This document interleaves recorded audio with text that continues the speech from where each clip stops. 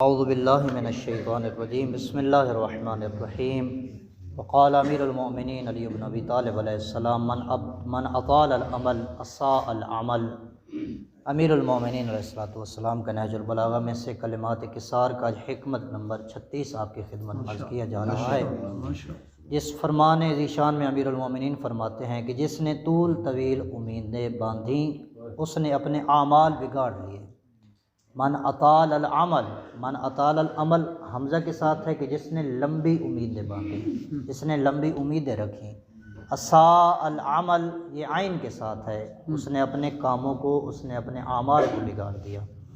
अताला का माना होता है किसी चीज़ को तूल देना, और असा इसका मतलब होता है ख़राब करना। असा अल अमल, अमल जो आइन के साथ है उसका माना है काम, और जो हमज़ा मीम लाम के साथ है उसका माना होता है उम्मीद, ख्वाहिश। अब यहाँ पे इमाम फरमाते हैं कि जिसने लंबी उम्मीदें बांधी उसने अपने आमाल बिगाड़ दिए। एक होता है ख्वाहिश रखना, मिसाल के तौर पर एक इंसान ख्वाहिश रखता है कि अल्लाह मुझे घर दे, अच्छी ख्वाहिश है। एक इंसान की ख्वाहिश है कि अल्लाह मुझे अच्छी सवारी दे, अच्छी ख्वाहिश है, होनी भी चाहिए। इसी तरह जो जायज़ ख्वाहिशात होती हैं, ये तलब रखना, ये अच्छी ख्वाहिशात हैं। लेकिन यहाँ इमाम फरमाते हैं कि मन अताल अल अमल, जो अपनी ख्वाहिशात तुलानी कर देता है, जो ख्वाहिशात लंबी कर देता है। मिसाल के तौर पर मुआशरे की मिसाल देता हूँ। मिसाल के तौर पर एक इंसान अपना मकान बनाता है, मकान बना रहा है, और उसके बाद उसकी ख्वाहिश मिसाल के तौर पर उससे बढ़ जाती है। मसलन 10 एकड़ ज़मीन ख़रीद ली, अब 10 ख़रीद लीजिए, अभी इसके बाद क्या करना चाहता है, अभी 10 एकड़ मज़ीद ख़रीदूँगा। इसके बाद क्या करना चाहता है, मज़ीद ख़रीदूँगा। मुरब्बे से आगे भी बढ़ गया, उम्मीदें बढ़ गई, ख्वाहिशात बढ़ती चली गई। भाई इसके बाद क्या करना है, ये काम करना है। उसके बाद फिर देखेंगे, हज कर लेंगे, फिर ज़ियारात पे चले जाएंगे, फिर क्या है सदक़ात व खैरात कर लेंगे, फिर कोई मदरसे की मुआवनत कर देंगे।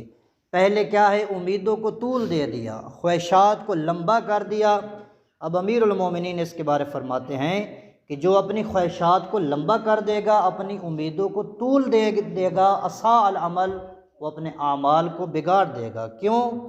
इमाम फरमाते हैं अगर उसकी एक ख्वाहिश पूरी होगी दूसरी के पीछे, दूसरी ख्वाहिश पूरी होगी तीसरी के पीछे, इसी तरह चलते चलते चलते ख्वाहिशात उसकी कभी पूरी नहीं होगी, यूँ चलता रहेगा। और अमीरुल मोमिनीन फरमाते हैं कि ख्वाहिशात को लंबा देगा, तुलानी देगा, और इतना गर्क हो जाएगा अपनी ख्वाहिशात के पीछे, इतना फ़िना और इतना मसरूफ़ हो जाएगा कि उसको आमाल साले के लिए फ़ुर्सत ही न मिलेगी, उसको नेक कामों के लिए वक्त ही दरकार न होगा।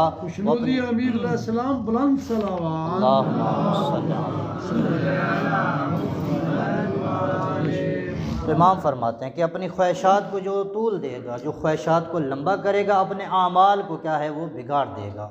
इसी तरह रोज़मर्रा की और मिसाल आप देता हूँ, ख्वाहिशात को तूल करना। मिसाल के तौर पर उधर से अगर आज़ान हो जाती है, चाहे अज़ान फ़जर हो, चाहे अज़ान ज़ुहरैन हो या मग़रिबैन हो, जो भी अज़ान हो, एक इंसान अपने काम में मसरूफ़ है। मिसाल के तौर पर एक दुकानदार है, अभी दुकान पे गाहक आया, इसको फ़ारिग कर, अभी टाइम पड़ा है, क्या है, पढ़ लूँगा नमाज़। दूसरा गाहक आ गया, उसको फ़ारिग कर लूँ, भाई अभी टाइम काफ़ी पड़ा है।